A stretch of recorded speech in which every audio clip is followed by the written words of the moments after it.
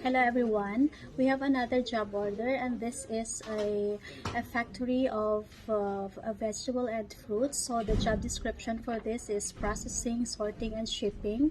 So the working area for this will be in Iruma in Saitama, and the working hours starts from 8:45 to 17:45. So again, the job description for this is processing, sorting, and shipping, and this is located in Iruma, Saitama. So if you are willing to apply for this job, you can come in our office at in Tokyo main office at Kanda Station. The interview schedule for this will be tomorrow, December 14, Wednesday. So we need 2 people for this job. So if you are willing to apply for this job, you can call our office number at 0362068058, or you can also request for online interview.